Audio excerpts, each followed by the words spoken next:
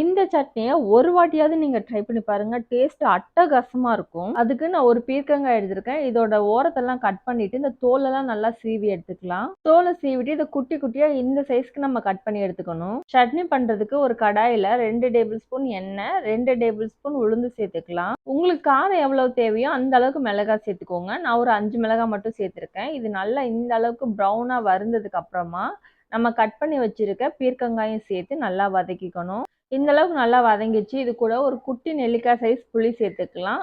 ஒரு தேங்காய் பத்த அளவுல சேர்த்துக்கலாம். இது நல்லா வதங்கிடுச்சு. இத எடுத்து நல்லா ஆற வச்சிரலாம். ஆறுனதுக்கு அப்புறமா ஒரு மிக்ஸி ஜார்ல சேர்த்து நல்லா ஃபைனா அரைச்சு எடுத்துக்கலாம். இப்போ அரைக்கும் போதே இதுக்கு தேவையான அளவுக்கு உப்பு சேர்த்துக்கலாம். இப்போ இத அரைச்சு எடுத்துட்டு வந்துரலாம். அவ்வளவுதான் பாருங்க. சூப்பரா சட்னி நமக்கு ரெடி ஆயிடுச்சு. இத ஒரு பவுல்ல மாத்திக்கலாம். இந்த சட்னி பாத்தீங்கன்னா அவ்வளோ டேஸ்டா இருக்கும். இதோட தோலை வச்சுமே செய்யலாம். நான் இன்னைக்கு பீர்க்கங்காய் மட்டும்தான் வச்சு செஞ்சிருக்கேன். ஒரு தாளிப்பு கரண்டில கொஞ்சமா எண்ணெய் சேர்த்துக்கலாம். கடுகு, கருவேப்பிலை சேர்த்து இது தாளிச்சு அப்படியே சட்னியில கொட்டி சாப்பிட்டோம்னா டேஸ்ட் அட்டகாசமா இருக்கும். ஃப்ரெண்ட்ஸ் இதே மாதிரி ட்ரை பண்ணி பார்த்துட்டு எனக்கு கமெண்ட்ல ஷேர் பண்ணுங்க. தேங்க்யூ ஃபார் வாட்சிங்.